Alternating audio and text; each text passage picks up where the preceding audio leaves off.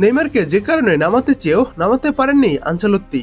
দেখুন, নেইমার তার ক্যারিয়ারে সবচেয়ে বেশি 9 গোল করেছেন জাপানের বিপক্ষে। স্কটল্যান্ডের বিপক্ষে গ্রুপ পর্বের শেষ ম্যাচে শেষ দিকে নেমেছিলেন তিনি। বেশ সাবলীল পারফরমেন্সের কারণে শেষ 32-এ জাপানের বিপক্ষে তাকে শুরু থেকে পাওয়ার আশা ছিল, কিন্তু বেঞ্চেই রাখা হয়েছিল তাকে। এমনকি পুরো ম্যাচে 4টি পরিবর্তন আনলেও ছিল না নেইমারের নাম।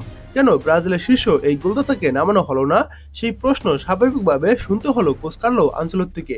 ব্রাজিলের কোচ উত্তর দিলেন, তার ব্যাখ্যা, দল যদি খেলায় সমতায় ফেরাতে না পারত তবে তিনি নেইমারকে মাঠে নামাতেন। পরবর্তীতে তিনি সান্তোস ফরওয়ার্ডকে অতিরিক্ত সময়ের জন্য বসিয়ে রাখেন, কিন্তু শেষ পর্যন্ত তা আর প্রয়োজন হয়নি, কারণ খেলার একদম শেষ মুহূর্তে গ্যাব্রিয়েল মার্টিনেলি গোল করে ব্রাজিলের জন্য বিশ্বকাপের শেষ 16 নিশ্চিত করেন। আনচেলত্তি বলেন, আমি অতিরিক্ত সময়ে নেইমারকে মাঠে নামানোর অপেক্ষায় ছিলাম। আমি ওর সাথেও কথা বলেছিলাম।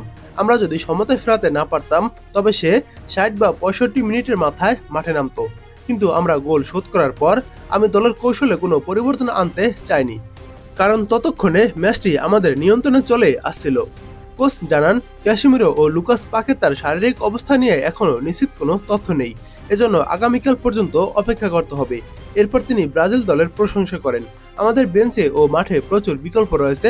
খেলোয়াড়রা ব্যক্তিগতভাবে ভালো করার পাশাপাশি দলগতভাবেও দারুণ কাজ করেছে। এটা খুবই ইতিবাচক। 90 মিনিটের চোটের লক্ষণ নিয়ে ফেবিনহোর বদলি হয়ে মাঠ ছাড়েন ক্যাসিমিরো।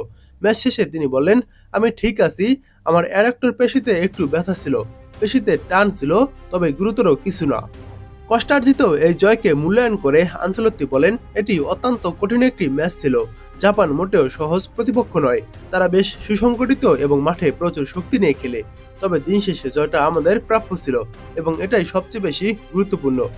তবে আজ নেইমার না নামলেও পরবর্তী রাউন্ড অফ 16 ম্যাচে নেইমারকে শুরু থেকেও খেলাতে পারেন আনচেলত্তি।